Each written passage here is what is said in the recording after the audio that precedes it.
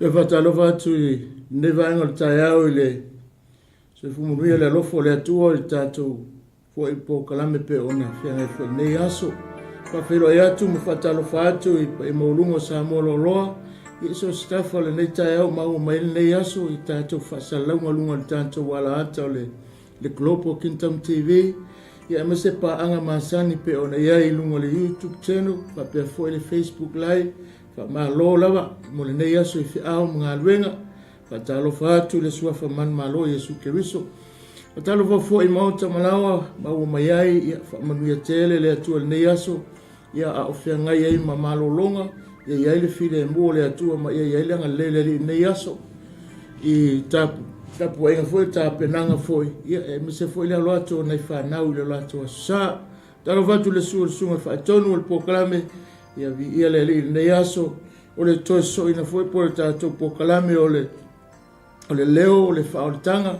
ia pe ona tatou talanoa i lenei aso i le aga lelei mai o le atua faafetai foi auauna sa waapenana mataina tatou pokalame lenei taeao o le alava so lava le feʻau o lenei aso ia faamanuia foi i le atua i lenei taeao se o tatou talo lo matou tamae matou sauni mo lau upu tatalo lau faamanuiaga talo foi na ia leanga le leo la ofio e ala le faasoaina lo pulenei aso ia faapenana talaia la ofio faitotoʻa o le faalongo o le loto moli le feʻau taulogologo o le tala lelei ina ia maua le faaolataga e so se tagata ma ia faia se filifiliga lelei lagona ina e maise o feʻau taumolimoli o lenei aso ma lenei vai aso o le whaamanatu lava ina ia ola le tangata whaatuatua i le manuia o la uafio.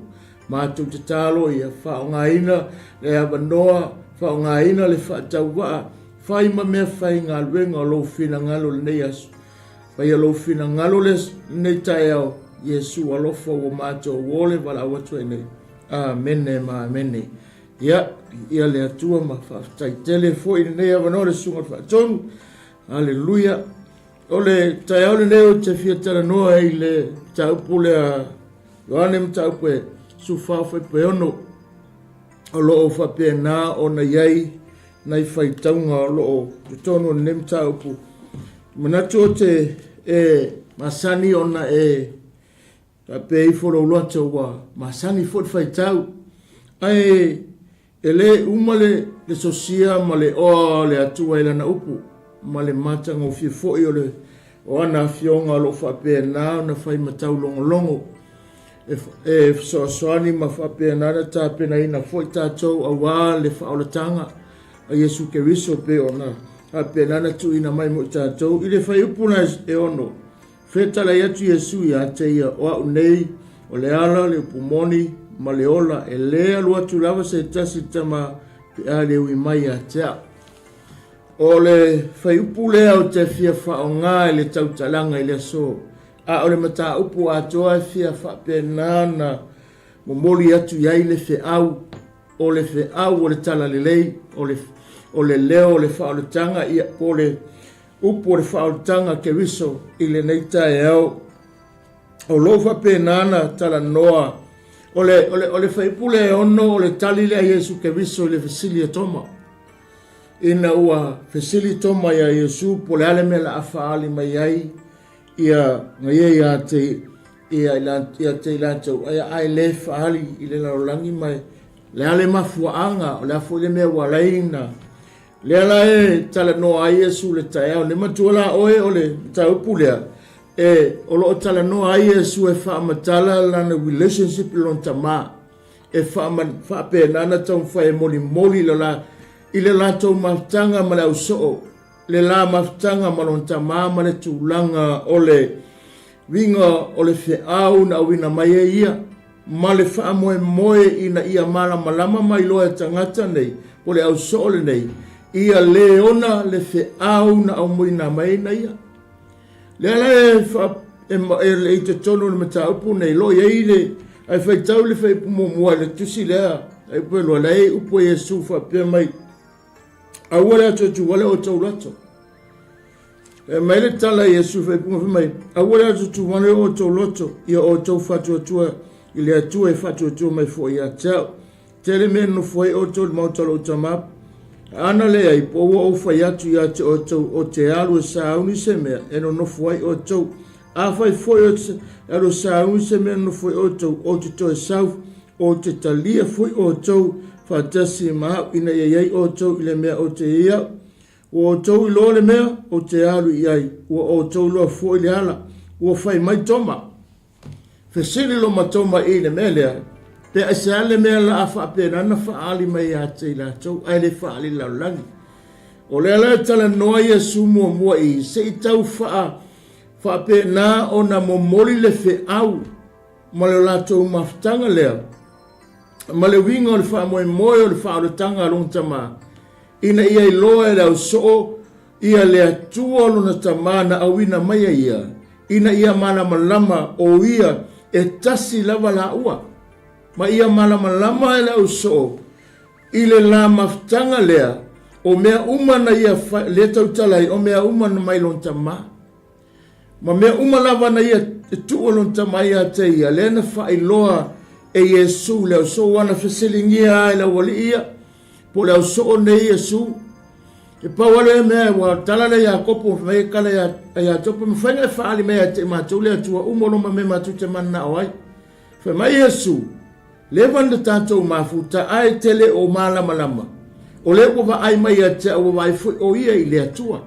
O le tau mawhainga le Yesu e tau e mori le tala le leilea ma le mafutanga lea ma le latou relationship lea ma le au so whaatasi ma le la ua relationship malunta ma ina ia malama le au so o le tūlanga o lo ua whaapenana awina mai ia ina ia mawhai o na lātou no nofo man mautinoa e tusa mana folfolanga mana polomisi mana whetalainga i mea uma e whapena o na whamai e tali mai le tama o ia foi whapena na i tonu tama foi le tonu i hateia o upu ia na tala noa Iesu na tau mawhai e toi whaamalamalama atili leo so ia lātou loa na ngore tusi lea Ioane mtau pasu mai wha o le mea mua na whaamama Iesu, o le la mafutanga marunta ma, mea longa lua na whaamama Iesu, o le whaapena, o le whaolatanga, o le mea ua saunia ma tapena ina, eno nofu ai,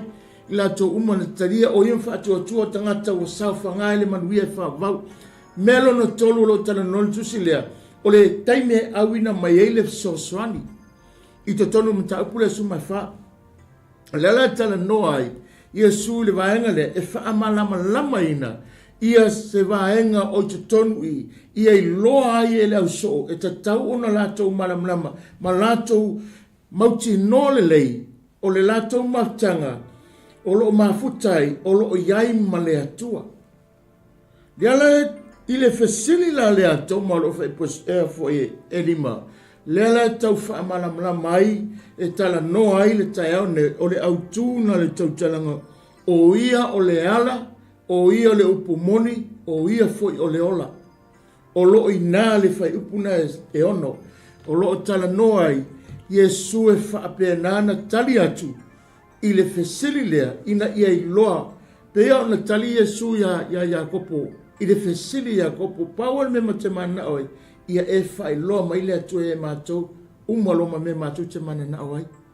O ina wha na tele se taimi, sa tau mawhai ale li whaola, e moli ia le winga, ma le wha moe, ma le maftanga a ia malonta ma le wana awina na mai o ia lonta ma ia malama le lato maftanga lea, o lo o iai lona tama polo o iai le atua le o ngātu tonu o le lato ngā luenga po le lato maftanga lea, e le na o Iesu le iei, o lo iai ma le atua, o lo iai ma le nganga o le atua, i tutonu o le maftanga le ale kau mawhai ai, Iesu e wha malama ma wha tala noa, ma wha loa pea i lato, ina ia avea lato o ni tangata malolos, mo le fe au ma le tala le lei, e tusa ma le vala awina o vala awi lato, i le au so, i le fai upu la e ono, e au tu, i lau tau talanga i le so,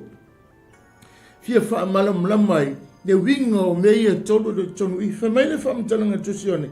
E le ai ase si a wala tātou te whaalo I nai. E le ai fo se si a me mawhai ona tātou mawai. E le mawhai e le mawhai a tātou ngā luenga le lei. E le mawhai se mea te whaia se telo tupe tātou te whaia I te tonu o le ngā luenga ua wala awai tātou. Ona whape nā ona tātou mawaina le ola le tātou te whaamoe moe ai. A o le whaamoe moe male langona o le whiau o le taeo nei. E fia whaelo atu winga o le whaamatalanga Iesu whamai o ia o le ala, o ia o le upumoni, o ia foi o le ola. Le ala e whaamanatu I anu mai e le mawhai foi e tātou tūlanga mawalurunga tonu e kālesia, e le mawhai ni tātou tupe se tele, e le mawhai se tātou malosi, o na whaolaina sisi. E le mawhai e mea ia o na momoli le loto tangata, I le atua ma whaolaina tangata. I le atua. E tasi ale tangata e mawhai na whaia le mea nei. E pau folio le tangata ua umana atofa, e le atua nate mawhai o na whaia le mea lea, ma mawhai e tangata le larolangi po e fia piriona ma pirionga tangata tasi le awala. Le ala e tala noa ele fe au le tae au le nei, ma le wha manatu o le tala le lei, ma le fe au o le wha o le tanga keriso, e le ai seisi tangata, e le ai fo se maa losi e ese mai mai a te ia, na te mawhaia na avea, na alu le tangata I le manuia e wha avau. Ai vanga nā le, vana nā iai o ia, whamai o Iesu, na le paua leo le ala. I le sa tauro na whaamalingi na ilo na toto, ina ia mawhai o na whaolaina I tātou, a wā le au noa ma le whaamalingi ina, e le ai se whaolatanga, le ai se whaamangalunga, e peruru matau paiwa whai peru suma lua lo iai, upu lo whaamatala ai, whai mai le tala tusa e peru, a le ai se whaamalingi ina, e le ai se whaamangalunga. Ina ua whatau no whamai tala I o Iesu la, o lo tala noa I le tusi le whamai, o ia o le upumoni, o ia o le ala, o ia o le upumoni, o ia o le ola.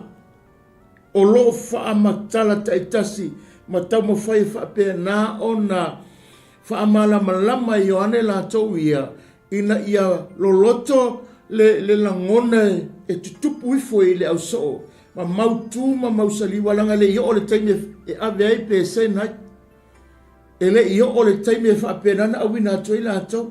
O lai eile la tau maftanga e le ma liu fwoi ke viso le taimi lea. A o I leisi lea ma ta upu tele na tele se taimi a Iesu e whaamalama lama I le winga o le whaalatanga. I le au soo, ma le ngā luenga o le whaolaina o nganga, ma le maftanga I ai loa le au soo, o lo o ngā tonu le atua I mea umanei, ma le alunga o le olanga, ma le au nanga, ma le unga fo o le olanga e iu iai, pe a whai e tu mau le tangata. Le a whaila tātu te tala noa e le asone nei, ma wha amalam nama, ona o mea tā ua ia, pe o mea tā ua. O Iesu la, mai o le upumoni o ia, a wā e le ai se upumoni, I le tupulanga, tuai ma le tupulanga fau, I le whenga inga tuai po le whenga inga fau. E le ai se upumoni ne. Na o ia, o le upumoni la, whamei whamtalanga, ua ma waa I le atua e whawa o loo ngā lua I o tātou loto. O lona whina ngaro, mai o se o langa e au noa ma ke wiso. O se o langa e au noa ma lea lii. O se o langa whaia ina lea. O se o langa to I lalo fo I lea. Le winga lea na tau ma whaia Iesu e whamatala, whamaitala Iesu inga ia koma. Mai o ia o le ala pumoni ma le ola. E reise tasi aluatu ta ma pe ale ui atu ia tia a wā ana I loa e o tau o au, po ua I loa fo e o tau lo ta ma. O lea lea tau ma whai Iesu e wha malama lama le pongsa, ina ia malama lama lo la tau iai ma le fetu fe sili le iai. Lea lea whai mai le tala Ioane mai, o se o langa e iai, o se o langa e afo e au noa ma ke wiso. E le mawhaina e le mawhai foina i loa le tamā lea tala no ai. Iesu i le au so. O le ata fo ele na tamu whai Iesu e vali atu. Ma tamu whai e ma manu numa le au so ia lātou loa. O le iai o ia i le lātou mawhtanga lea. O le iai whaatasi ma lon tamā. O le iai whaatasi ma le nganga o le atua. Ina ia lātou i loa e le aise mea e tasi o mea umanei. E whapena on se langa le whaamaunia. Telo teime whi mai Iesu o lo o iai lo tamā. O le whi au na mai lo tamā. O ia na awina mai au. Ana e loa mai ma. Ana e loa mai au. Ana e malama mai e tau. E loa fo le tamā. Lea lai tana no Iesu whapena. Whi mai le tana ia kopo ia. Mai le whamtalanga Iesu mai. E le ma whaina na e mulmuli i lana tala inga. E le ma whaina e loa. E le ma whaina e malamlama. Pe ale ai se lua mawhtanga ma tangata lea. Lala nganga whai Iesu lau so le anga o kou loa. Ana au tau malamalama ia te au. Se manu to te lolo tamā. E ta tau nei loa le au so. E ta tau ona lātou langona. O le lātou mawhtanga ma Iesu ke wiso. O le lātou mawhtanga folea ma le atua le tamā. Leala na tau mo whai Iesu e whai loa iai. Ina iai loa. Whapea na fwoi nei tau whamena le whamtalanga. A le aise lua mawhtanga ma Iesu ke wiso. A le aise lua mawhtanga wāwala lata mai ia. E le aise lua mawhtanga ma lea. E te leilo fwoi le atua lea. Na awina mai le alo ina ia whaatau nuu le wha moe ola. O le ola e whaavau. Ia lana whamaikala le Isaia e whaalima whai pasuma lima. Whai mai le tala. E le i wala au fua e le atua le whanaua i a kopo. E le se mea na wala awina. E le se mea na whaifua ni mea o le wha moe ma le wala awina e iailo na tāua ina ia i loa i Israelu o lea tua lea tape nā le whaolotanga o lo o iai le winga o lo o angai mai le whanau mai o le Mesia. E tatala ina i te tonu o le laulangi le alofa tu noa ma le fatu o lo o ta oto ai o le ola le nā ona o Iesu ke wiso le whaaulatanga mo le lalolangi a atoa. E whamele apostolo Roma sifuru pasuma lima, e sulima. E whafe whea na lātou loa, pe ale aise wala awatu i ate ia. O le talanga Roma mtapu sifuru pasuma lua o sulima. Whafe whea na e loa le atua pe awhai ele aiso so wala awatu ia. Whawhena e loa le atua pe awhai ele eise lua mawhtanga ma ke wiso. E ta tau na iai se mawhtanga tangata ma Iesu. E ta tau na malama. E ta tau na i loa le tangata ia le ali o le ola lea. Lea lai wha matala Iesu i. Ma wha i loa atu iai i tangata. Ma ia i loa peo le talanga i a kopo. O ia ale tusia Isaia ono na tau po e whasuma le lima. Whepa suma le iwa. Ele i wala au fua e le atua le whanau e a kopo tasi le whamoe ina ia matala ma whailoi tonu i Israelu o le whanau mai o le Mesia o le ata o le whaalotanga ma le manuia lau tele le laulolangi ia aise lato mawhtanga wawala lata ma le tangata lea ina ia lato loa le manuia e whaavau ua awina mai e le atua le tamā. Ia maua se lato mawhtanga le lei. Ia maua se mawhtanga wawala lata. Ia maua se lato whailo inga le lei. Ia lato lofo le winga o le tangata la fio mai. Le mea ngā le nitau wha Iesu i mtapa suma wha. E tau wha matala ma tau wha malamlama. E o ale awina mai o le ngangpa ia. O mea umaia sa tala noa Iesu le au so ia lato loa le taimi. Ia lato lofo le anga i mai o le ngangpa ia. Ma lato loa le tala Iesu le mo mai. O te alu o te toe sau. O le fale whapena na tāpena iai le tangata whaatuatua. Ma le fale o saunia e nofo ai le tangata ua manu malo i le o langa le nei. Nea le whaitala a Iesu o te alu, o le mefo e iaia, e iai fo tātou. Ma whaamanatu e whamele tala Iesu o te whailo e mei ato ato. E whailo atu i ato ato. Ya la fia malam le so pe sala fa ilo atu ya la tu ale fa ilo la langi au ina tali Yesu fa me Yesu ele aya se al watu ilon tama ole ata le na fata oto Yesu e fa ilo ile so ele ai se sao le malo le pera e fa longo fo ye le fa soa au ona na mavai atu nei ele ai se tangata e alu le malo le ele ai se mafai ona ulu atu ile tamale ele ai se fa pena ona ulu fole atu le manuia le pe ale ui le tangata le le fai ngakade Yesu ile auso a fai to te le malama le la fa tua ya te o tau le ata manino le o a o le ala o a o le pumoni o a o le ola ai se ui mai ata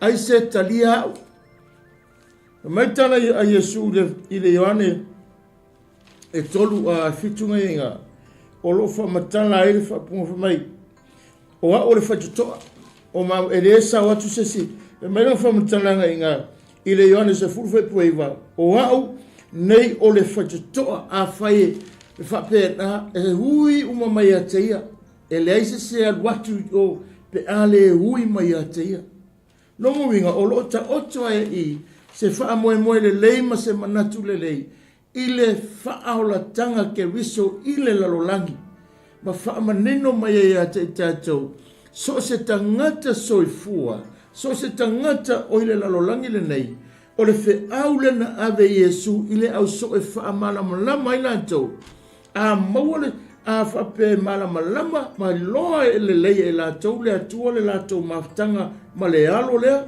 ma Yesu ke wiso ia lato malama I upu o tala noa le fe au o le tala lei ma fa malama Yesu le wingo le fale wo umana ta pena ma saunia e no nofu ai ma le toi fo I ma Yesu e si tia le kalesia ma le afio ma le nganga pa ia fa tasi ma le maftanga ma le tamara le o mea umane na tala noa ai ina ia iloa ele au so elena o le yayo Yesu I le tino Elena o le yai Yesu ile lalolangi le nei. Ae o yai ma le mea pitosili na te le man matangofie. Ma le onga lo a fi ma te tonu I. O le alofa tu no le atua e manu I ai tangata uma. E ola ai tangata uma. Ma whapena o le manuia e le mawhaia sesi na suia. E le mawhaia fo se tangata o na ia whaia.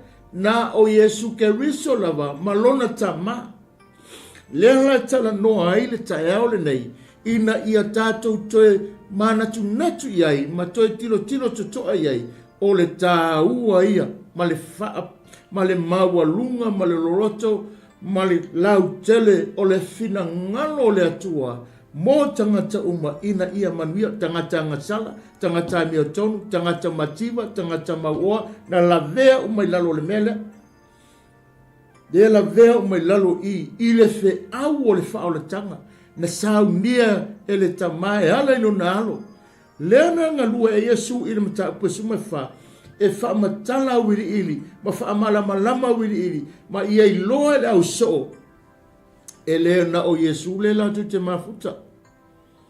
Elena o le sau o Yesu e fa pena na fa taunu le fa ola o tangata. Ai ma le mea tele lai tu atu. Le na fa pena na tau tala ele li fa ola ia maua e la so manatu ia ma le tola toloto e fa o le fa o tala le.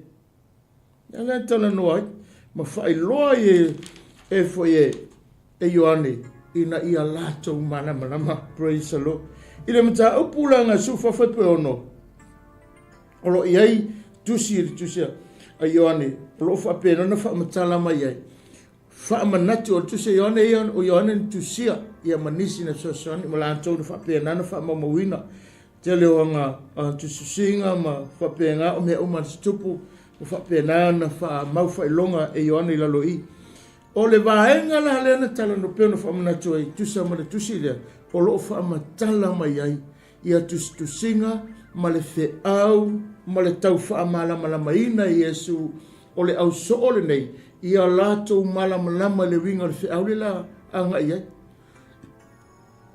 ia latou malamulama le winga o le fale le ua uma na tapena ma saunia ma ia latou loa le toe foʻi mai o le alii ma ia latou loa le afio mai o le agaga paia ma ia latou malamalama o loo iai le atua i totonu o le latou feiloaʻiga lea o lo latou manatu ma lo latou loa petusa ma le fesili lea ia kopo ona fesili ai Iesu paua lea o le matou manaʻo ia failoa mai tamai ai matou uma matou manaʻoga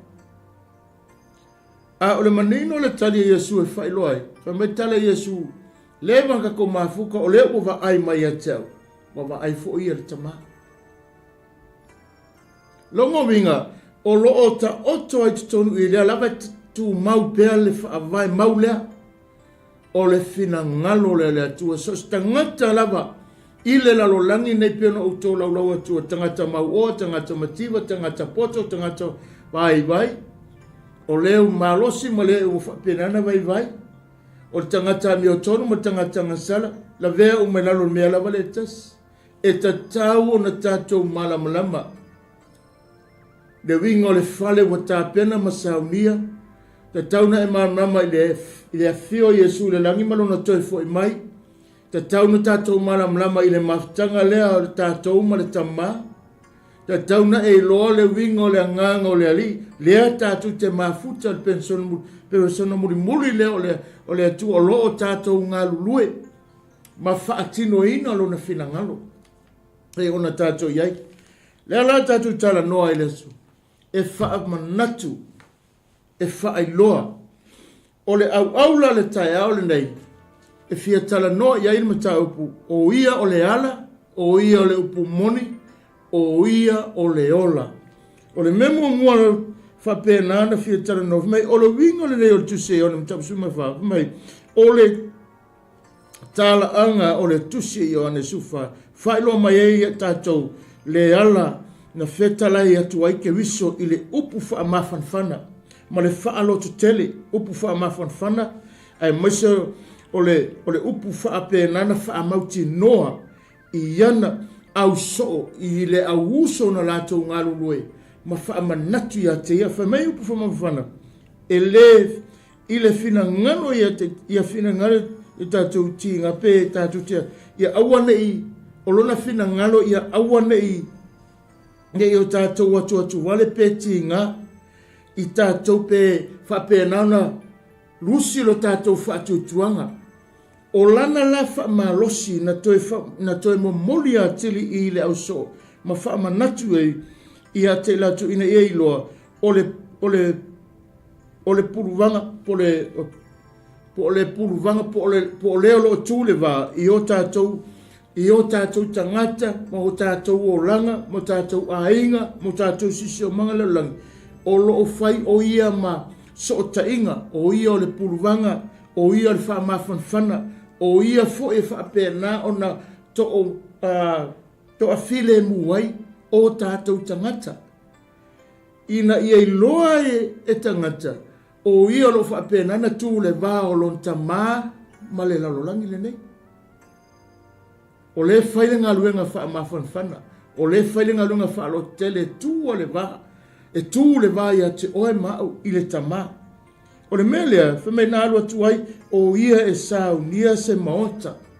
Pe ane whai momua. E wha pēna na tu ai, o le whale lea lo tala noa. O le whale tapena e nofo ai le tangata mi o tonu. Sāu nia e Iesu mo le tangata watali e Iesu e whai maali ma whaola. E nofo le tangata o whapena o na taritonu. E nofo le tangata o whapena o na matuai whaatuatua ia te ia. E nofo le ngā tangata le whaavaivai. O le tangata le whaalotoloto lua. O le tangata e mālosino na whaatuatuanga ia Iesu Keriso. O le whanele mai, e mai na ia whetalai manino foi. O i lātou uma e le taritonu i le tamā.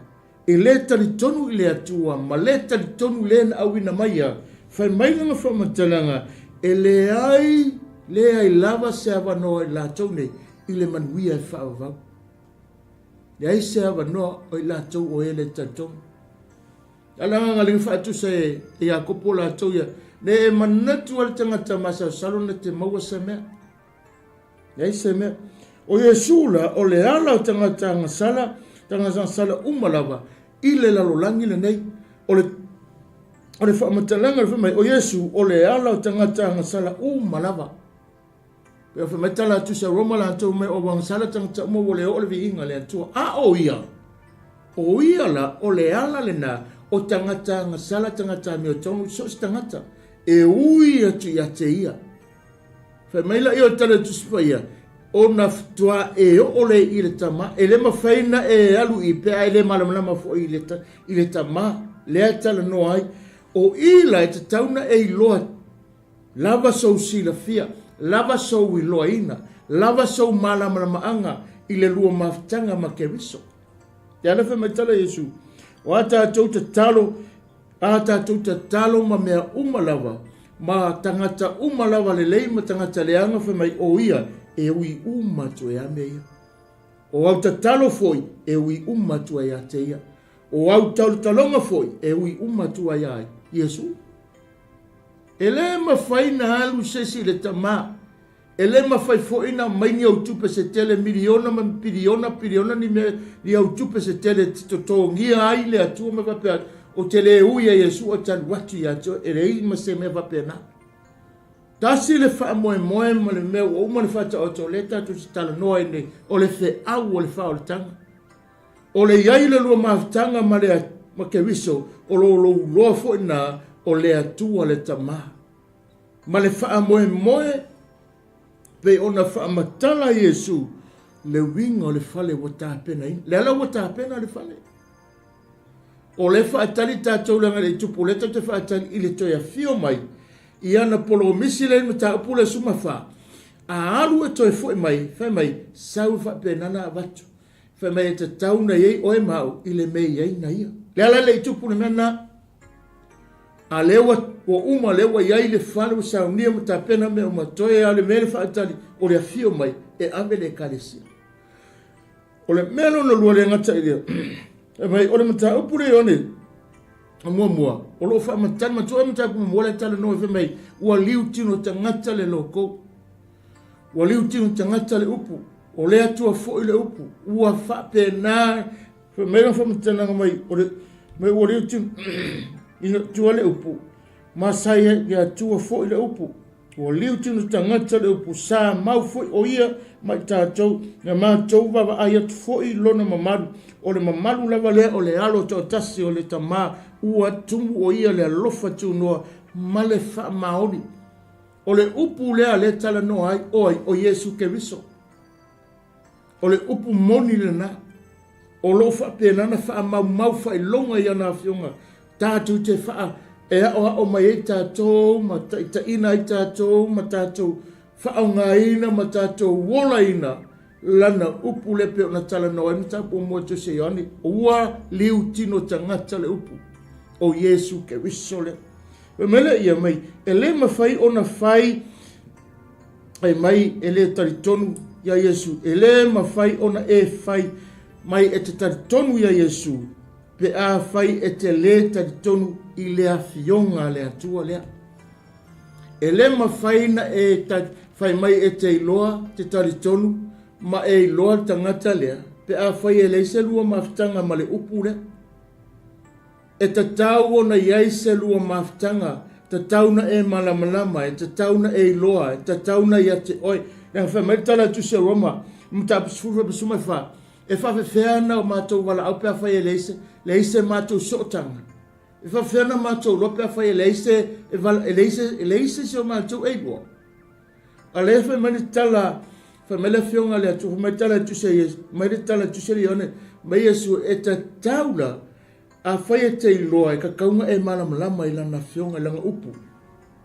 O lana upu o wha matala mai i ale mafutanga lea, male relationship lea, o mea lo whapenana whaatangia mai e tupu le lalolangi nei, e whapena whaena tupu le langi. Leana tau mawhai Yesu e vali mai, ma whata oto se whata otonga le lei, ia nofo mau loto le auso, ia lato loa, o le ata lea le lato mautanga, o le ata manino foi lea, o le tupu i le la mautanga malon tama, ia ola ina e tangata. Ia le whamere tala Ioane le mawhai ona e whai mai, e te tari tonu ia Yesu, pe a whai te le tari tonu le upu. Amene. I la fionga le atua, o le fionga le atua whamai, e moni ma wha maoni, o le upu moni, e susulu, o le wha maoni, o le upu moni, e susulu mai, ia te tātou le o langa, ma wha amalo sia tātou, ma o mai tātou, ma tātou sawa vali ai, ina ia mausalio tātou loto, i le whaolatanga a na saunia le tamai ala, i lona alo pelo Yesu Keriso. Le ala te tau o na tātou, malamlama i le upo le atu, wa le mwhainga e whamai e ke alofa, e ke malamlama, ai le se luam, le sau maftanga le na upu, le se lua relationship ma le atua, le sau roina o le ngā luenga le ngā pa ia langa, le te tonu le upo le atua, le ala whamai le tala roma la tau sifufai pa suma wha, e wha whenga o wala o pia wha pere ise e whailo, pia le aise tau, pia le aise malamlama, a whai o te leiloa, wha whelanga o, amene, Roma nanga sifuru. Se o fai kau pia ia le Roma sifuru alo no fai punga suma fa mele fa mtalanga o lo fa pe nana fa mtala mai. Mai fai pa suma fa. O le nei pe fa pe fe ona o. O le nei pe fa pe fe ona. La tau wala awatu ile wala tau le fa tu iai. Pe fa pe fe foi ona la tau fa tu ile wala tau le fa longo tu iai. Pe fa pe fe foi ona la tau fa longo tu pe ale ai se tala iatu.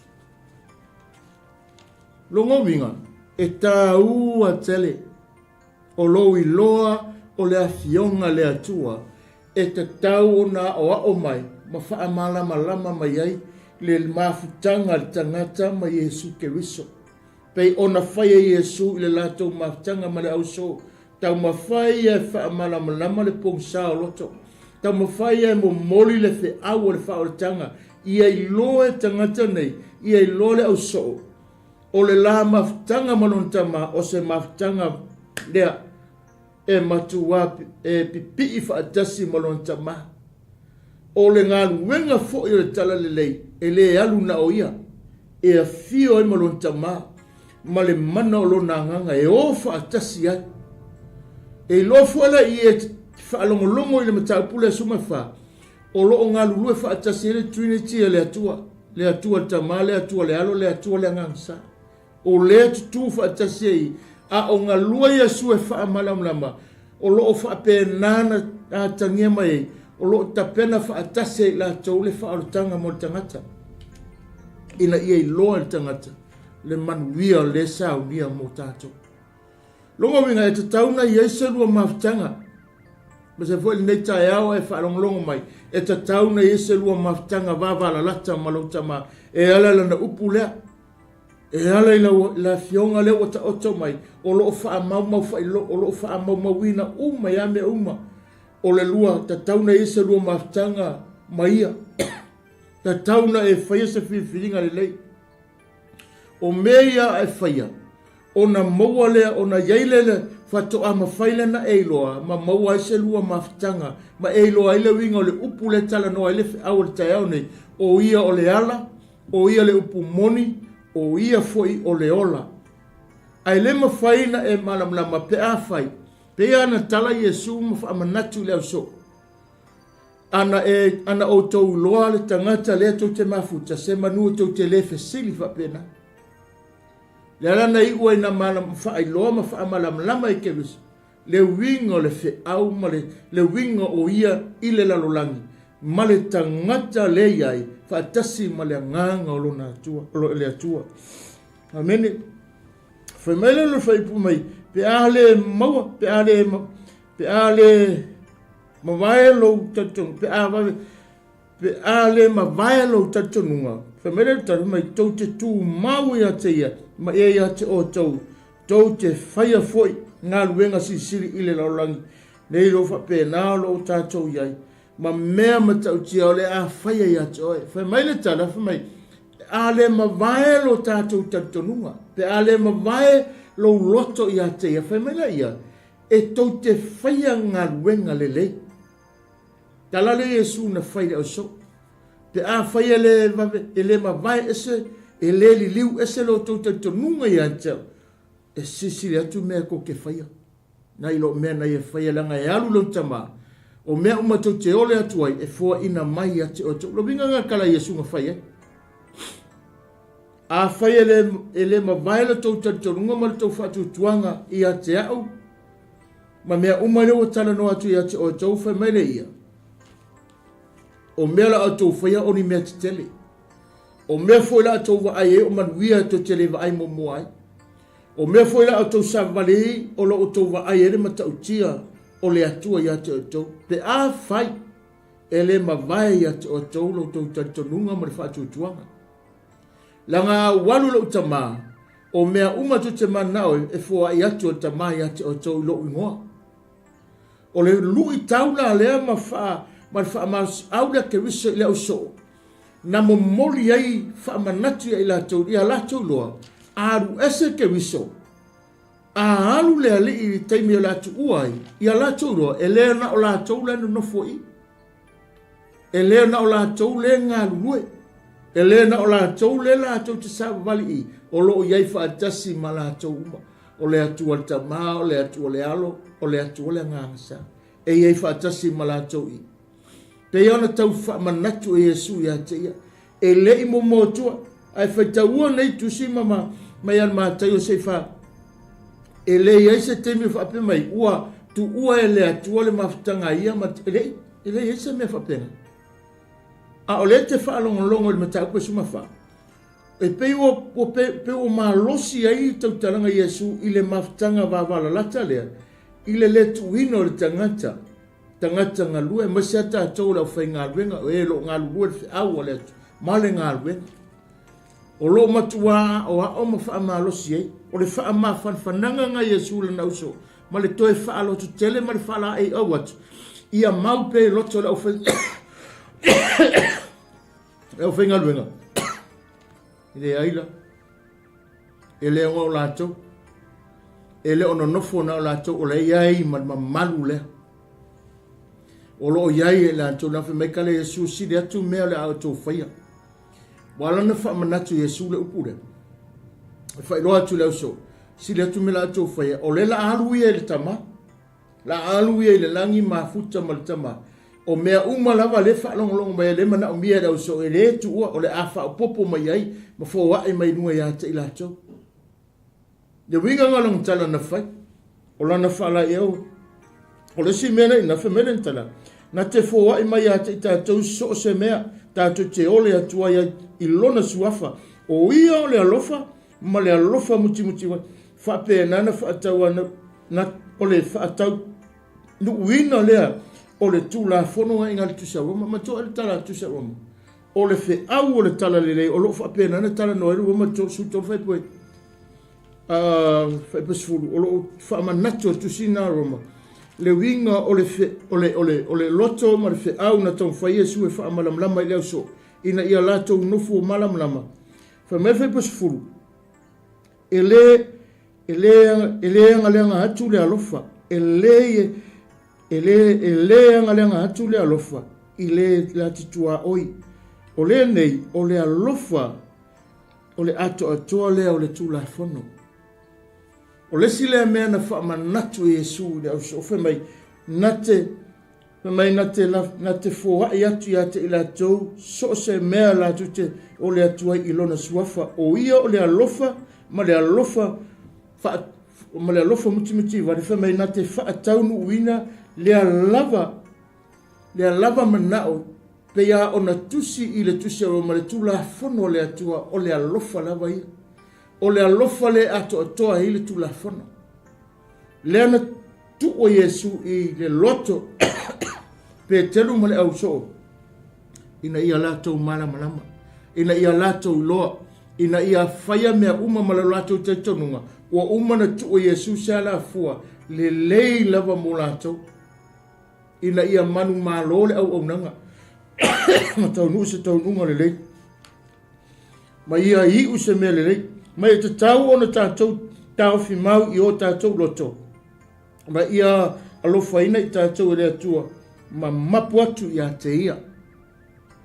O ia o le tātou whautua ma le whaama whanwhananga o loo whaatasi pēa mai tātou o le mea alofa a le atua ua li lingi ifo i le nganga pa ia pe ona tuina mai a te tātou te ola ina whaatasi mai a i le mea o wala awa i tātou whameranga tala a Yesu i le mata upure sumai wha a saula nganga pa ia na te toi whaamanatu mai a te o tau mea umana utara no e whaamawhanwhana toi whaalo te tele toi whaamalo si au i a te o tau leala toi whaamanatu Yesu i whamai e mau o ia matangata tatonu desi le me manaia i le tutonu o le tala lea whamai e mau o ia whaatasi matangata tatonu e whawau so se tasi o le na te iloa le atua peita e tai tongi ia te ia e le mawhai ona waai ia ia te ia pe whape na ona mafuta mai e le mawhai na maua se mafutanga le ngampa ia matangata i na te le iloa le atua e le malamalama le angatala tuspa ia e le i tonu anu tapu suma whawhe mai e le iloa o ia e laulangi e le iloa o ia e laulangi e le mawhaina i loa laulangi la langa whi mai tala Yesu na ole tangata tali tonu e malama i le nganga pa ia lea a telo tangata mawhaina tala no me ole nganga ole atua na whai ole nganga ole atua a leise la mafutanga leise la mafutanga wawa lata malanganga le ole atua lalo fo na ngai ala inga le na leo na ese isi taimi le tala noa e ese isi taimi upo e sa wai ona ele aise mafutanga mau tutu malanganga ole lang feme a no fo la ngang ole tu e tutongi a te tatou feme ona tautala mai la ia ole upu ole amerton upu le ola upu fa malosi ai ale ai se maftanga ngale kai me ke fa long ko kupu feme fa aftai le ngang ole ai umaro ke fa long ko e se foi de me wa ngai ai ole winga lea ma fa mo na sa mo pe ona na nau ye fi na ngalo le tu mai me fai lo atu Yesu i ona so me uma na ia fai atu ai a tonu e le tala fea ngai le taimi na tala no ye ina ua uma lo na maliu Yesu le ina ua uma lo na maliu mo fa sa toro ina o ingana a matai ona tala le muo la to lo to mala to mala malama na ia fola mai foi o le a wina mai ia e la taulenga pa ia o le na te au maia mea uma na ia ta la ia tua ia i la tau ma toe whaamanato tu ia te la tau le fe au o le tala le FAAOLATAGA le manuia ma le manu malo ma le fale o saunia o uma na tapena o le kau ke whakali i le upurenga wha Yesu o te alu o te toe sau o le mea muli langa le kau ke whaatai tani mai lea wa yei le fale wa yei le pale o ta pena le lau ai toia o e le whaatali toia o ta tau le whaatali o lo uolo i lo whaamawala lo pēn whamai tala tus e mai le whaatuai mai le atua i lana pokalame whaate isi lawa se ia o umatanga te sanamo toia o e le whaatali ai whapena na e sau lo loto salamo lo talia ino Yesu e fai mo wali i mo whaaro. Whamena o tala tus, sa ia whaamaros au i ona so, i upu o le file mu, i le lole lei o ia o le ali, o ia o le file mu, le si lea matango fi o le fe au na ave Yesu lau so, whai loi ai. O a whainga tāre ngaluanga, ia o tau loa o ia o le ali o le file mu, ia mau o tau loto, ia tau fi mau o tau loto.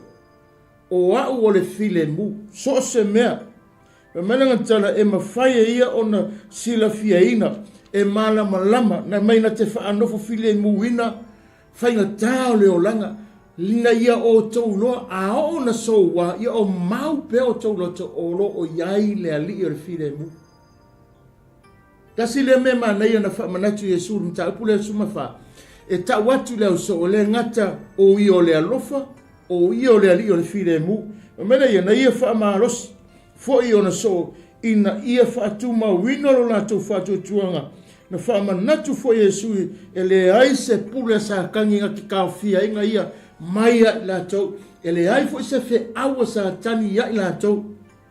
Mai, langa o ia o le alofa, i lona ona o le alofa o lon tama ia te ia. Ua tuuina mai a te ia le pule ao mea uma, ma le whaata o tonga mea uma, o te fōa e atu o tau le nā pule, le tau whaamanatu Iesu, le si le mea, whaamanatu Iesu ia te ila tau. Whai mai a saule li alo langina te le lo se mea ia te ia. E mele whamtalanga, e le ai ma se fe aua sa tani ia te ia.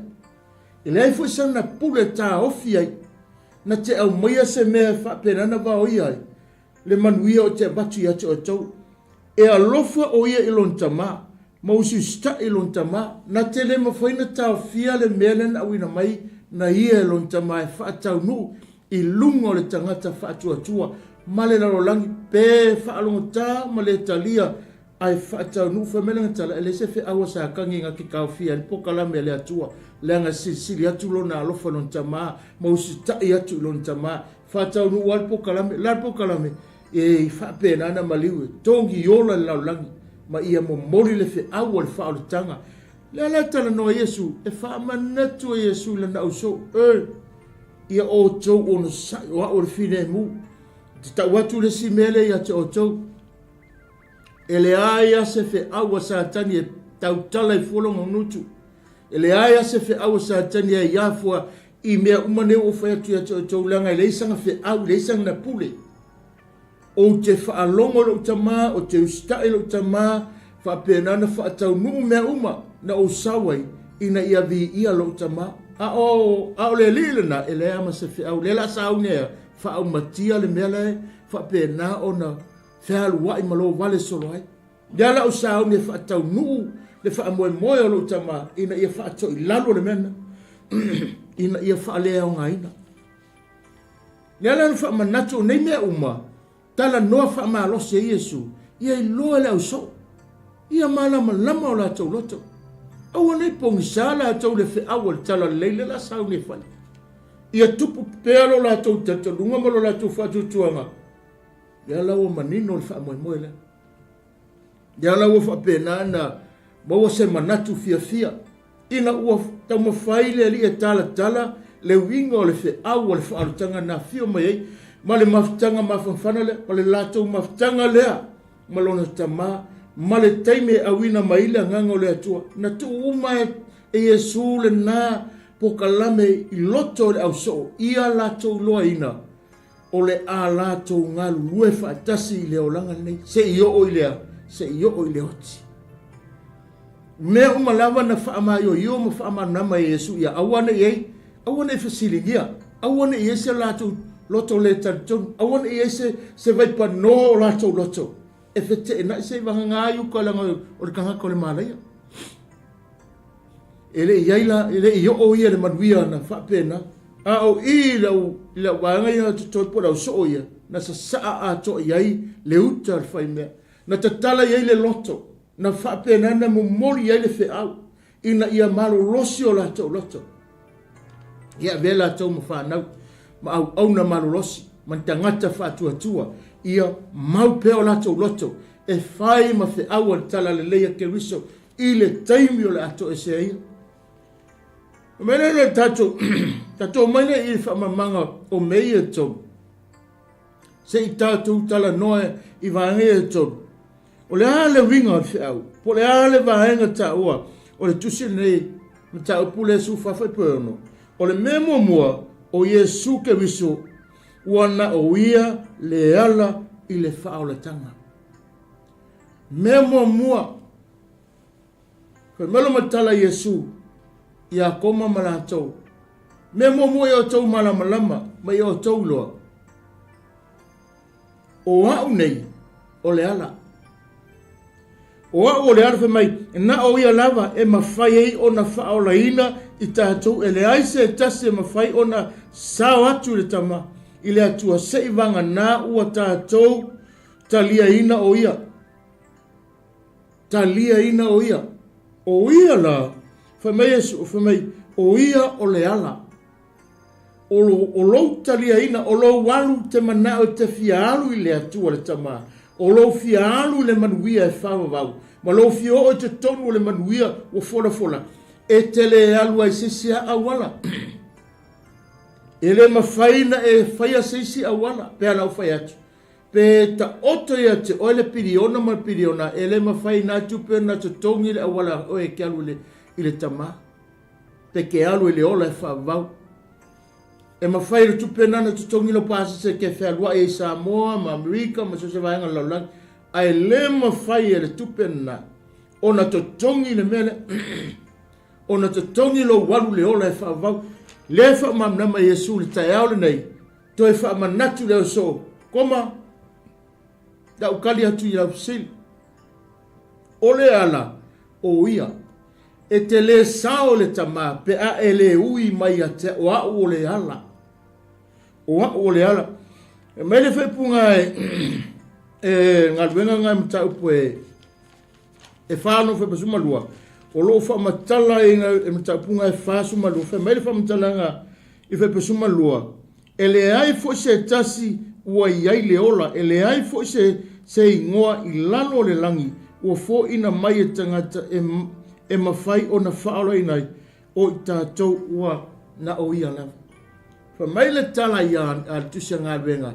E le aia se si suafa i le langi, lalo le langi, ma lalo ifo.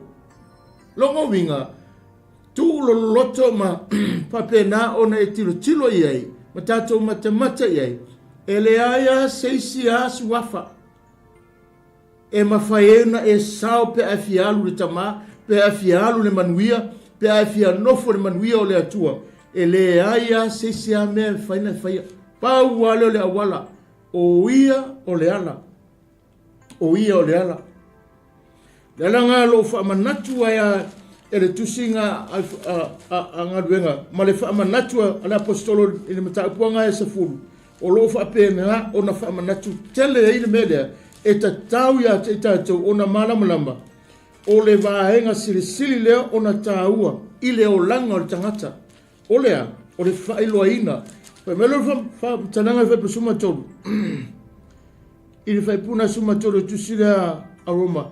A wai whaalo ina ila to uma o ewala a watu i le suafa o le ali. A le fai mati sanga luenga le aia se si suafa le lolangi nei e te sawa tua i le manuia.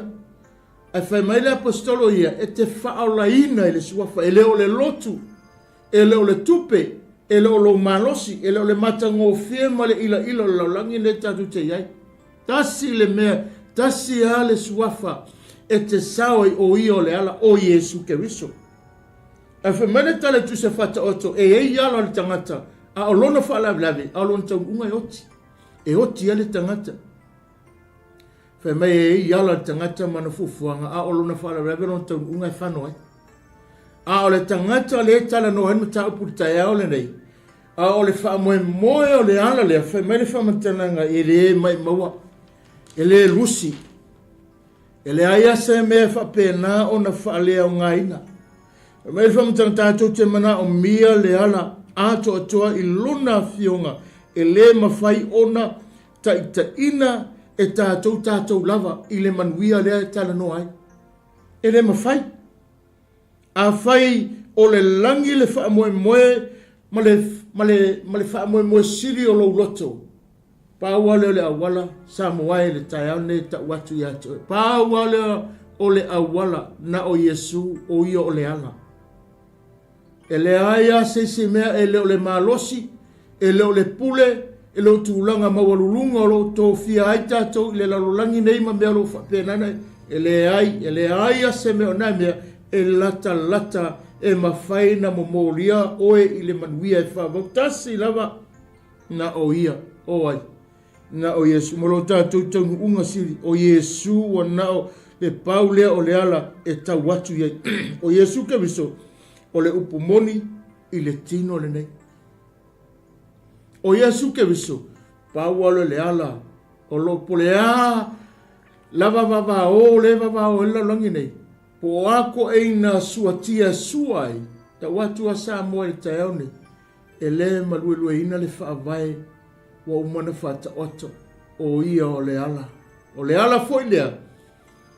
Le aia se fisili ngia pea o le aso. Pea o le taimi.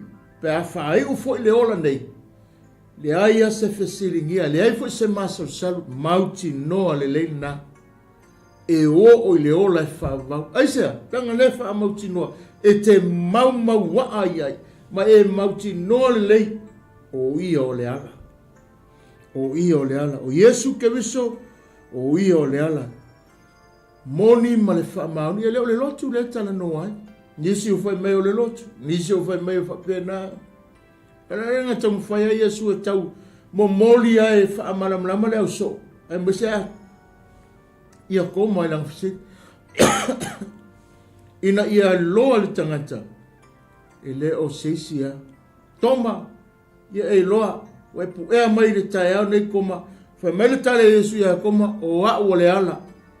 O le ala le sao e manuia. O le ala le te rua whailua e maritama. O le ala le mawhaina rua tala noa ai malona anganga. O ia o le ala. E ta tala mai e manuia o le tātou te mo o iai. Ma tātou whanana. O ale manuia sili. O lo iai le whaavavau o le tātou atua. Mai lau le whaamantananga mai o au nei o le ala. O lona winga o le awala e tasi e o atuai ile langi.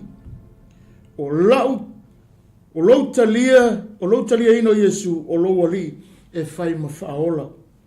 E pawale me e whaapenana whinangaro i o ia. Mai e tātou o le tātonu ia te ia. O na o ke wiso tātou te o atuai ile tamā. Ia e talitonu ai. E pawale o le awanoa. Pawale o le awala. Pawale me kako ke whaia. Pawa whaiale me whaia na tātou o ote. O lou talia ina o Yesu. O le ala lea. O le ala lea. Le anu whai mai tala tu se whata oto la tauia. E kofua kaka maonga ala. E iei fo i ala tangata. A o lona whaala vere. O lona taunu unga la. E le se taunu unga le lei. E mai e whano ai. A o le tala noa i le tae au nei. O i o le ala. O ke le i o iei ai ke le i o fo iei. A o lo tātou whaatuatuanga i ana fionga ma le ao o mai. Ma waa i o tātou loto ma tātou tātou. Nisi o whapēnana toi foi. Tutu mai ma lātou tusirima. Wale ai se ono sa e whaatalitali ai. Wale ai se ono sa ia o kaimi whaina taha o leo langa. Amen. A o leo langa ono sa e hatangi ai. O le tangata ua tā pena i le ala lea. Melo na lua whi meio, o au nei o le upu moni. A mai Yesu o au nei o le upu moni. Longo winga o lesi lea vaenga e ta tau o na whaamaunia i o tātou o langa. Whaamaunia e tangata ua iai lo lātou maftanga. A mai Yesu ia toma lesi lea mea i e manamama o au o le upu moni. Pea ona e whai tau ni tapu mua ua liu tingu tangata le upu. O ia foi o le loko ua liu tingu tangata le upu. O le upu lava lea whapenana whai loa ele mamalu o le alo lava lea o le atua. To tasipi mai Yesu, wau neo le upu moni. O lona wina o Yesu o le afionga le atua ua tino mai. O ia o le atua wha ali mai ai. O lona winga na te wha alia le upu moni. Mo ia o le puna foi o mea moni mai le tama. O mea moni, o mea uma. Mea renga tala noa Yesu leo so. E tomo whaia wha manatu ia te ila tau. Ia o tau loa. Yesi le mea tā ua le o langa. O le tū mau i le upu moni lea. O le upu moni o Yesu e le li liu o ia ana nafi o le aso matai au. O le Yesu lea na whaia mea sisili lea fo e tāpena e a fio mai. Le tātou te whaatatari o ia le upu moni. I le avei o ia ma upu. Ma o le avei ma upu. So o le atua.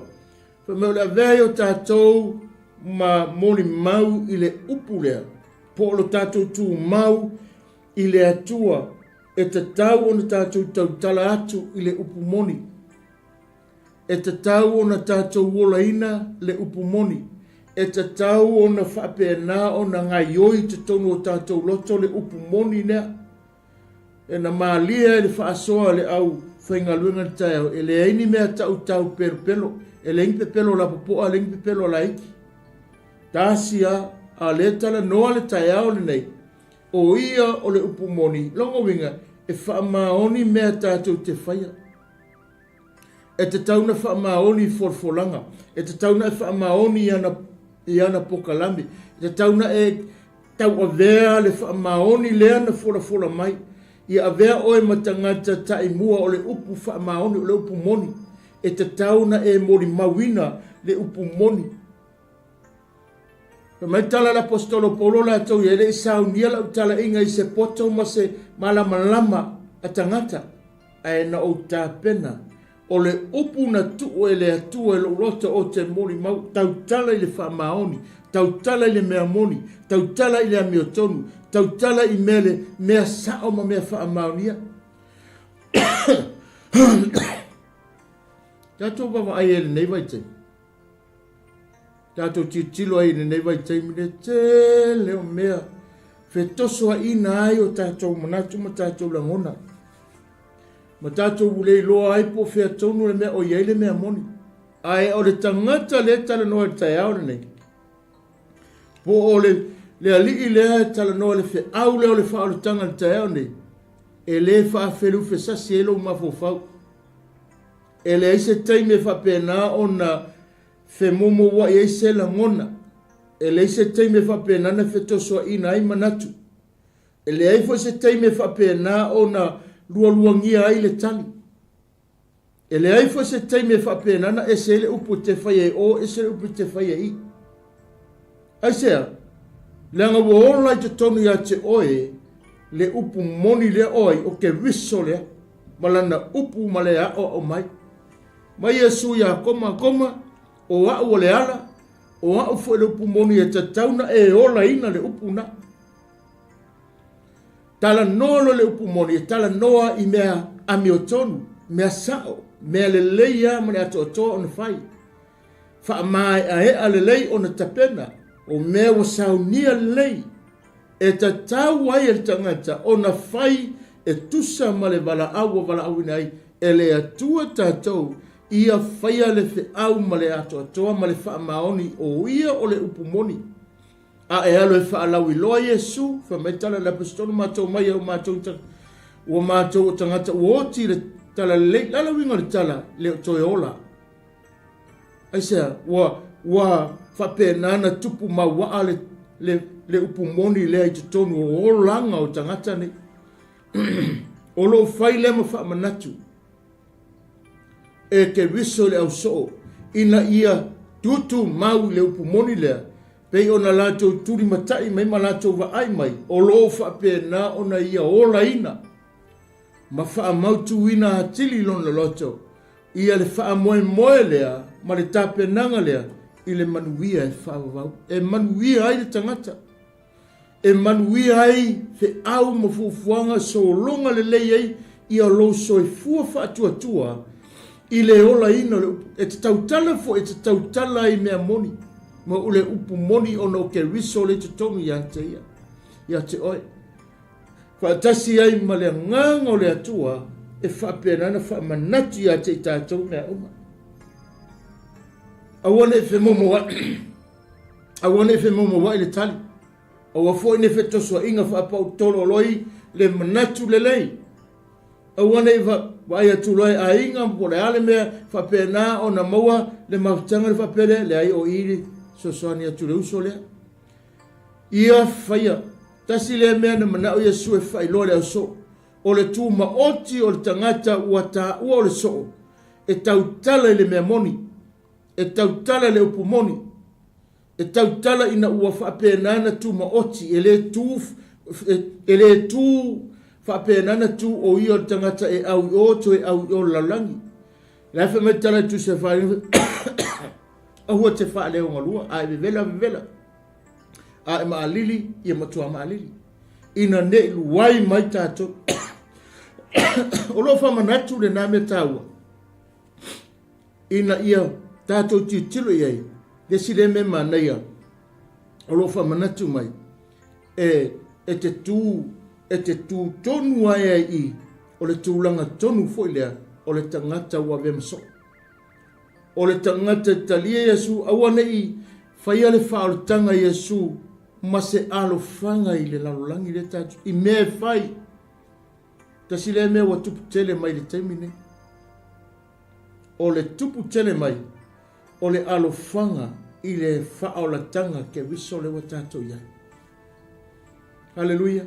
O se vaenga, pito siri na taua, i le tai aore nei, e toe wha manatu pea, ma tau wha alawi lo pea, le fina ngalo le atua mo le tangata. Ola ina le upo le atua. Ia ola ina oe le wha maoni ngā le atua. Wha metala, ale Ioane mtaupe, e walu wha petosu malu, wha mei o tautu mau i lau upu. Wha mei o le upu moni fo le atu sa o loto e le tangata, tasi le me maneia. O le upu moni le atu sa o loto, so si tangata tautala le upu moni, e malolo ina longa loto. So se tangata e iai le upu le atua, ma ola ina le upu moni lea, ma whape nana ia whaia, le wha maoni o le atua e le upu lea, e malolo ina, o se laulo whaiva malolo ina. Le nā tangata, whaatasi ma tangata e wha alongolongo ai. E whametala Yesu, awane i whaia, le whaotanga ma se, alo whanga i tātou. Hallelujah, praise God. E ma Yesu a koma, o au o le ala, o au foi o le upumoni, e te le alu le tama te ui mai ata. Me anga whametala a le tusi le a Roma a Ioane e mataupu e. A Ioane no mataupu ngā e fitu, a ia se fulu. O lo wha penana tala noa aile Ioane mataupu sfulu. O lo wha matala mai ai, ia se vaenga le lei o le tūlanga pe ona iai, e te tau o na tātou malama ina. A Ioane mataupu sfulu whai o au nei, o le whaitotoa a whai ui mai se tasi a tea. Whai mai e FAAOLAINA ia, e alu atu, mauru fafo, e mauafo e ia le mea ai, le manuia nā mai lon tama. Whele whamatala o uia, ai tala noa o uia e manuia ai, o uia e whape nana tātou, mau ai le whamamianga le tino, so se mea tātou te momia, ona o uia. Le fwele tala noa i le tai au ne whamele o le vaenga ngalo ngā ruan tātou, le o tātou tala noa. Le ngata o ia wa o ia, o lo tātou whape nana moa, o le ngata o le upu moni, o tātou le lei ai. O le melo no toru na tano mai, o au nei o le ola, o lona winga, o au nei o le ola, o lona winga lea, o Yesu ke wiso le ola. E nate fo ina mai le ola, e whavau le whatuatua i a te ia, ma le whea ngainga a whai ma le atua, o le alofa tu noa e whio ai, ta ngata uma e whatuatua i a ke wiso. O Yesu o ia, na fōa e mai le ola, mana whapena na whaia, nawa e mawhai ai, o na ave tātou, ile mafua anga o na tātou mafuta whaatasi ai, pei o na tātou iai. O ia foi e mawhai o na tātou mauai le manuia o le atua. Lo tana noa ai, whamai, o Yesu o ia na fōa e mai le ola, mana ia mai alawa, na ia mawhai foi o na vei tātou ile no fuanga na ia saunia mo i tātou, na maliu o ia ina ia le whano se tase whatuatua ia te ia. O le ola lea, e le mawhai i peno whatu, e le mawhai e se tupe o na ia whaia. E le mawhai fo e se mea o na ia whapena o na ave esea pe na te whaataua mea lea. O le ola lea tala no, e whai maire tala ale tuspaia, whai maire tala Ioane, whai mai, o Yesu le na saunia le awala lea, ua maua e tātou le ola lea, ma le nofuanga lea, o lo tala no whai mai, o te alu e sauni se mea, e no nofo e a o tau a uma o te toe sau, a le ai o te toe sau e a e si itia o tau. Amen.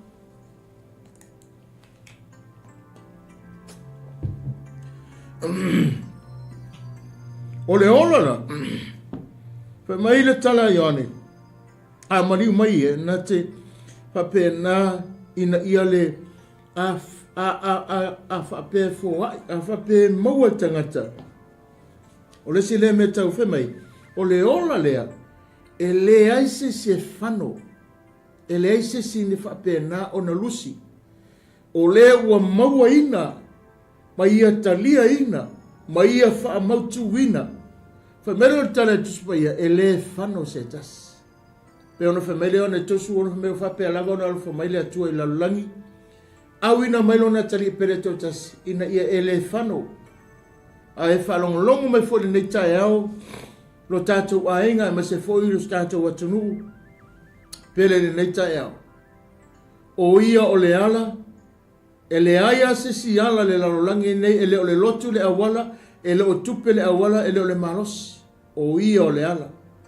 Lono lua o ia o le upumoni, e le aia se upu o le lalulangi le nei, na te suia le upumoni lea te tonu la na fionga o Yesu ke wiso le upumoni. O le melo no tolu lea tatu te ieri tae au ne fe mai, o ia o le ola.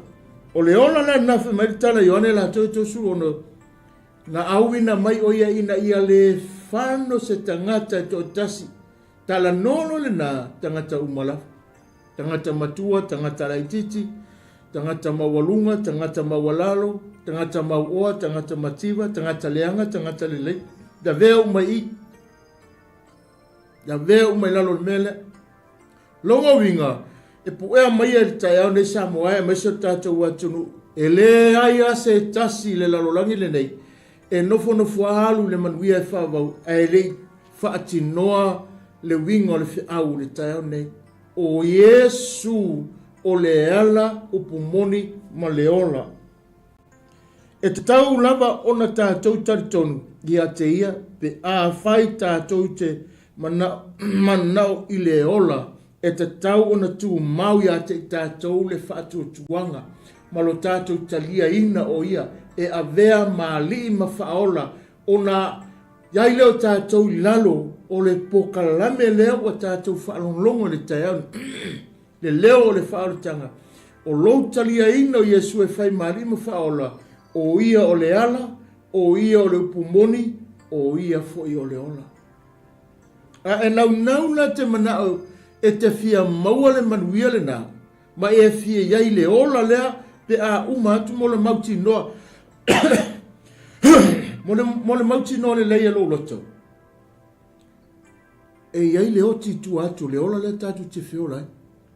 O inala le ta mu whai Yesu e wha manatu leo so. Wha manatu leo so. O le winga ngau le whale lea na tala noa ta ua le whai kumomua. Le winga lea o lona wha manatu o lona toi fo i whaarua mai. E si itia i tātou pe a le olanga nei. Le winga lea o le ta ua o i o le ala pumoni ma le ola. E iai le oti tua. Ta tau mai e te tātou.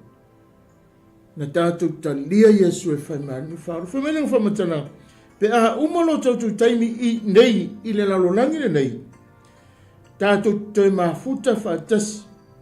Atu mai i le ola e whaavau. Pe a le olanga nei. Le langa le moli atu le fe au le whaolotanga. Le ngata i le nei tae au so lo au tau wa mai au nei. Moli atu le fe au le whaolotanga. O lo talia ino Yesu e whai mani ma whaola. E le ngata o lo manuia lea. I le lalo langi le te no fuai. E te mauti noa le lei a le olanga nei. Whai mai Yesu le au so. Ia o tau loa. E iai le ase o te sauai. E toi avatu o tau. Mo umana u tā pena le fale, mo u saunia fo i mea uma. A o te alu, a ia o te toe sau, polo misi ngā Yesu ma fofolanga na whailoa le au so. O lea lai pena o whate o lo whaatari tali le mea nā lele i tuku. Longo winga, e leo li tala whaangongo le te whaalongo ai i le telo taimi o le taulongo longo atu le whi au alofa tu noa o le wala au alofa o le wala au o le whaoletanga o lou talia ino Yesu pe ona whaim e enu taupu nei tae pe a uma lo tātou taimi i le laulangi nei mauti noa le lei e tātou mauti noa mafuta atu i le ole whaavau po lo walu fo i se ori po lo walu le manuia e whaavau e fua umane me uma e fua umane me uma a sao lo whiwhiringa le whai pe a whai a le mauti noa e lo rota ua umana e whai a le whiwhiringa e ola ai o le whiwhiringa le lei o le whiwhiringa le lei ma le whiwhiringa le lei e fua ai le whai unga lo walu le manuia ma lo walu i se ori whai mai le whamantananga whai mai o lo walu i le manuia e whaavau ma lo walu i se ori e fua ala i lunga lau whiwhiringa o le manuia le tātou titala noa ai o le manuia e le mawhai e se isi na suia e lo tangata ma au le tala noa atu taiaune ma tangata whaatua uma le mawhai se sina vese wo uma na tā mau i upu o le neitusi whapenana wha mau whai longa fo i le langi so se tangata na talia le ali o le ola e le vale le tau e le u vale le na tangata mai o te wha losi atu o tau e whai le whiwhiringa sao o le langi lea mai o le langi lea ona i le te anga i atu lawa i o le te anga i atu o le ola whaavau o le whaapena o le whea ngainga le nā le atua o le alofa tūnua e a fia i tangata umalava e a fia i tangata umalava ona olo na alo ke viso Yesu le na maliu matatu whanong whera i whamai o te whaamalosi atu whai le whiwhiringa sao o le langi le te anga i atu iai o le langi o le ata manino na o le alofa tu no o le tātou tama po le alofa tu no ke viso o le alofa tu no na o le atua e a fia mai a tangata le lei tangata le anga pe a whai e le lei lau whiwhiringa a whai e whai lau whiwhiringa i le aso le nei a whai e te taritonu ma le whātua o Yesu ke riso na maliu matatu man maro pe no whai mai le tala le tusi a Roma lona matau pe sfufai po iwa masafu tau tino lo ngutu wha mauti noa lo roto o ke riso le ana maliu matatu o io le ala upu moni ma le ola i loso i fua ma le ola. Whai mena le tala, o le whea ngainga le alofa tu noa le atua mō tangata uma i le laulangi le nei. E ta tau ai ona e whaia le nā whiwhiringa le lei, ina ia avea oe ma manuia, avea oe ma whaamanianga i lo tātu tamai lo wanga i atu i ona manuia se i tau atu i le whaamavau le ua uman tāpen, ina wa e talia Yesu, e whai maari ma whaola. Mai, e le sawatu se tama, o lona winga, e le aia se tasia sawatu tama, pe a le ui atu, ia te ia o Yesu le ngā, o ia o le ala, o ia le upumoni, e le e fo se sina te ilo le ola, wana o ia lava, o lo o iai le ola. Vana ngā, ua iai ke riso i te tonu o lo soifua, ma lo ola, e iloa lea le lei, o le manuia lea tala noa ai tai au nei. Na e lola ia, e langa leo se tangata na tala noa mai, e leo se tangata, e iwa na ia su le tino na ia fola mene, e leo se tangata o tala noa o ia le whaalinga o le alofa tu noa lonta ma folanga uma o le manuia e o ia le tangata, pe a e talia Yesu, e whai mo wali i mo whaola, e le ai lava se isi, ala ia Yesu, e na o ia lava e mawhai ei ona tātou, au auna mawha fia le fina ngalo le atua, e wha ta inga, whai mawha ta inga le lei, e pei ona tā ua i le tala i le e nuka. Mantua fo le tala le nuka le nuta upoe, le tusanga luanga mta upoe, walu fai porusu fite o le fasfu.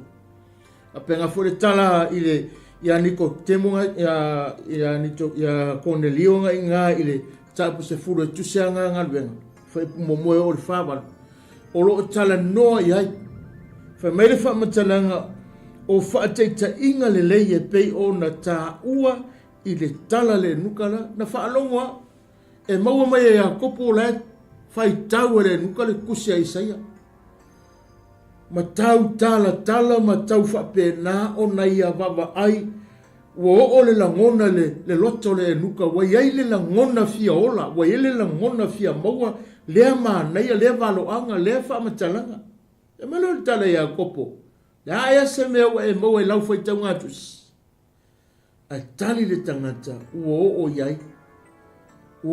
iai le langona lea ua ia langona le ola ua ia langona le ala ua ia langona le upumoni ua ia langona le ola fai melo le tala le nuka ia ina watau nu watu le la titi enga mai a kopu fai mele tala ua va ai atu le vai fai mele nga tala o ai e se na te vao ia mai le papatiso ino ia la le vira e tau mai la se ata manino le tau fa ata mai ma tau vali mai le tala o lo tala noa mai o lo fa matala ina o se vaenga ta ua lea o se la ngona le leilea o lo a ngai mai e fa tau nu uina le fa moe lea e ta tau e tangata lava a faina tupu le nuka lea a faina tupu ya kone lio e ta tau na fo ina tātou la ngona ina e ta tau fo ina tātou la ngona ina le fa moe ma le fina ngalo le atua e tusa ma lana vala au e tātou e ao ona ia whaatino ina mea tonu malawa. Whai mai le nuka, a e se mea na te vau, ia au mai le lo utalia ina pa ki songa lea. Ia e se mea na te taofia au mai lo watu. O le taimi na whaalongo ai le upu, o le taimi na o ai le ola, le langona ina wailoa o Yesu o le ala, wailoa le upu moni, wailoa o ia e mau ai le ola, whai mai lo maritala o ai se. O ia Cornelio ina ua langona whai mai, na ele mea na te alasa. O se tala whaamanatu mo tātou, o se tala toi whangwai, toi longo ai tātou, tātou te tiro ma tātou wawai. La e me vau ia i tātou pe a kako loa o hio le manuia lea. O whetoso inga whetoso inga manatu whapau tolo o loi le tai. I tele ia o onga se se wa whetu le ni mai.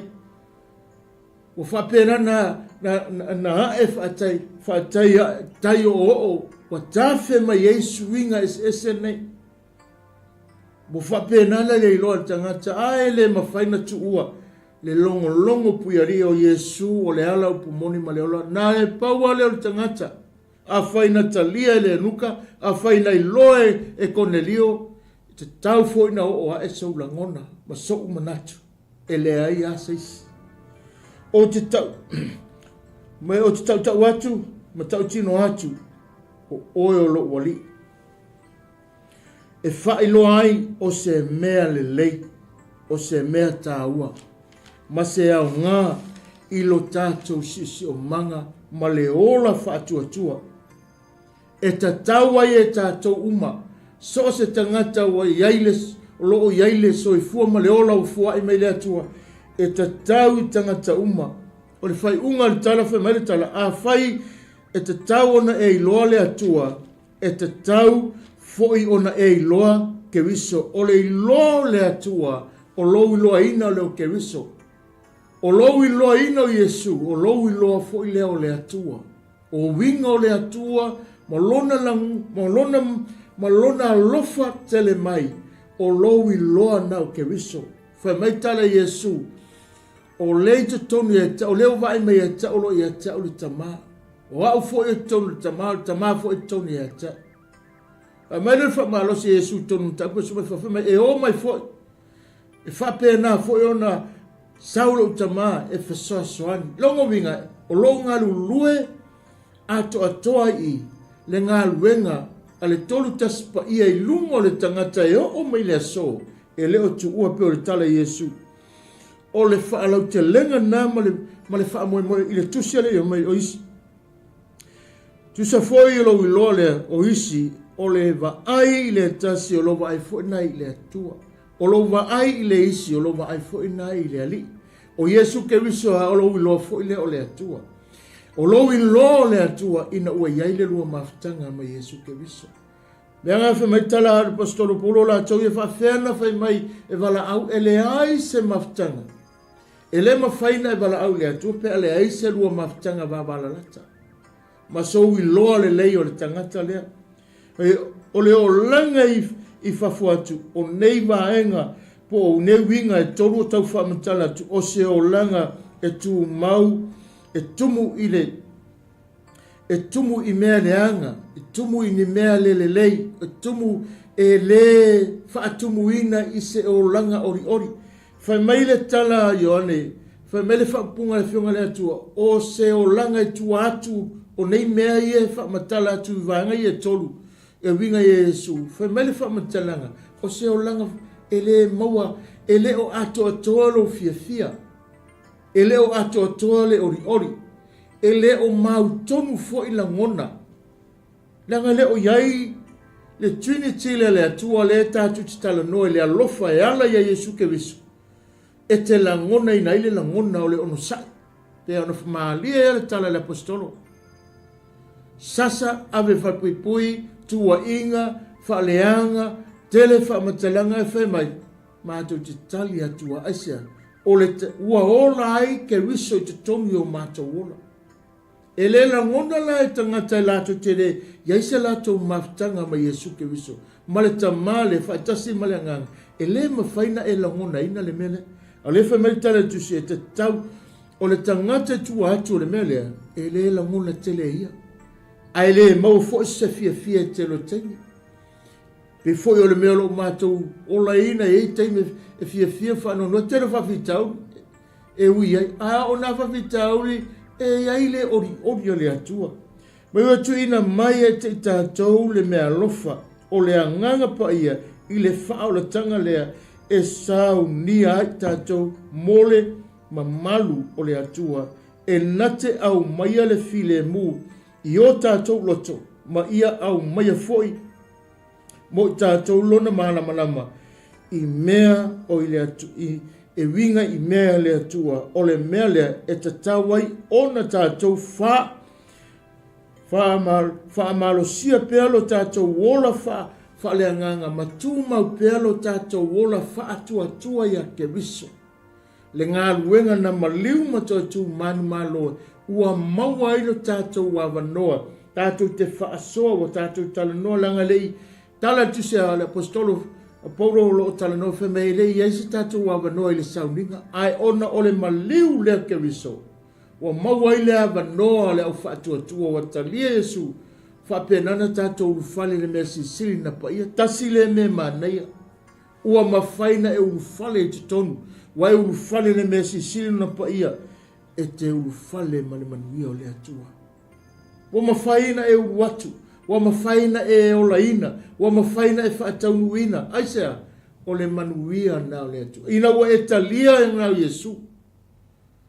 O le leo fo leo le whaolatanga le taeo nei, o lo talia ino Yesu e whai malima whaola, o ia o le ala, o ia o le upumoni, o ia fo i o le ola. E le mawhaina tato o le tama. E le mawhaina e a ngai atu pea uma le ola nei, pea e le talia ina le tangata le kalinga na whaia Yesu ia koma ma whaamanatu ia koma o le mele anga leingo mga e whailoi ato ato me usau nia le langi mo le whanau o le atua o oe o se atali po se afine o le atua ma tua e tala Ioane mta pesuma lua mo mua ta mo mo fe pesuma lua o lo fa pena ona tala no ma ere tala tusi an la tau mana talia o ia fatu tolo so fa nei avatoni na manuia ta ua la tau whanau a tali i mawhine. A whaila o oe se a tali au se a whawhine ina ua whaile nā vivine. Ia ei loa. O iai se mea le lei ua whai e le atua. Au whaile nā mo tātou. Tātou a inga. Tātou tangata. O whiawa lava se mea e whalongolongo me le nei taia. E le mawhaina e o i le manuia le. E le mawhaina e i loa. Le lua mafutanga wa wala lata ma le atua e mawhaina e ta ua e mawhaina e tala noa, e mawhaina e wala au, ai mao le lua mawhtanga. E te le malama ai, aisa, nanga le o iaisa lua mawhtanga ma le ali, e le o iaisa u malama maanga, e te le o iaisa lua mawhtanga ma le upu lea. E mawhaina e wala au le atua, alofo mai le atua o e ama, ai le mawhaina e la ngona ina, aisa, e le o iaisa lua mawhtanga, le ala, fa mele tala roma la tau e wha pesu, tapunga sifu. I le wha pesu malua se whanga tisungi ma, tala e whai tau e se taimi. O loo tala noa mai o io e la apostolo e wha manatu mai ai, e le ai se lua mawhtanga ma tangata ne, e le ai fo se lua, ma e le ai fo se avanoa, e le mwhaina e wala aupe a whai le ai so iloa ino tangata le. Ai a whai te talia Yesu e whai malima whaola, le ngata o ia le whaola lo wanganga, a o ia le ala, o ia le upumoni, ma le ola. E peru sumalua, pero iwa fai porusu fitu mai, e pei ona tō fia mo tangata i a tasi lo la tō woti, ae muli ane, o le wha masinonga. Tangata talitonu, tangata whaolaina, tangata ua, ya te i la tō, le ola wha atua, ua malama i le ala, wala tō loa le upumoni, wala tō tā ofi le ola, ua wha penana wha mautu ina, fai melo tala la tusa e peru, e muli, tasi lo la tau woti, aisea ina ua talia Yesu. Tasi le wha manianga sili, o le FAAOLATAGA ke miso. O lo talia ino Yesu, o le ata manino lea, ua ave ese mai tātou mai lalo e whaafanonga o le sala le oti, ina ua e talia.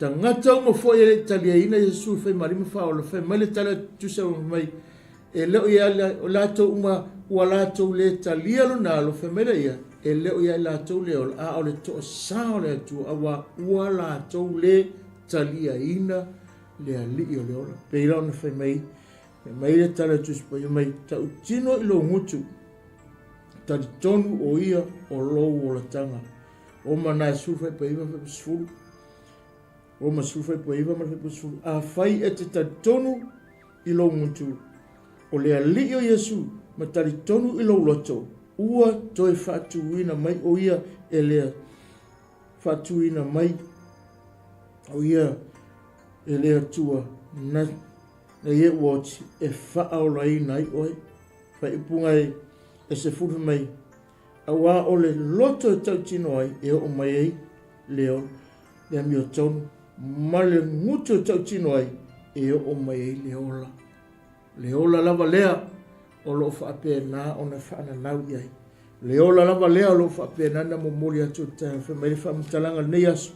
A whai e tātou te, a whai e te tau ona e iloa lea tua, e te tau foi ona e iloa ke wiso lea. A whai te fia iloa lea tua whamatala e Yesu i le au soo. A whai tau te fia mananau e fia iloa. Peo le talinga Yesu na ave ia Jakopo. E mai tala a Yesu ia Jakopo. Levanta tau mafuta o lova ai mai e tau. O eva ai fo i le atua. Koe me whai pawhitu. Ana i loa o tau o au po ua i loa fo i o tau lo utama. E a mata nei fo i o nei loa o ia e o tau. Tō te wa ai fo i a teia ua whai mai Filipo i a teia lea li ie. Ia e whailoa mai le tamai a te mātou o na ngatai lea o mātou mana. Ua whetala i atu Yesu i a te ia. Filipo e, ua loa lava ona o iai a te o tau ai le loa e le loa ea. O le ua va ai mai a te Yesu lena ua va ai o ia le tamai. Pese a fo i a te whai mai ai whailoa mai le tamai a te mātou. Le loto malona fatu malona nganga mo mori ai le fe au le au so ia lato iloa. Le winga o le fale, le winga o le fio falua mai, ma le awina mai o le nganga o le ali, ai maise o le faa lau iloa ina. A mai oe le tai au.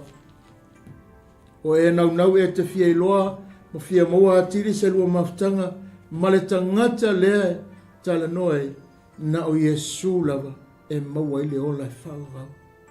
Na o Yesu e mawhaina e ui ai, na o ia e mawhai na e ulu whale atu titono manuia pe a umale o langa nei. O lo talia ina Yesu e whai mali ma whaola ua e anu ese mai lalo whaamalu o le oti ma le tosa.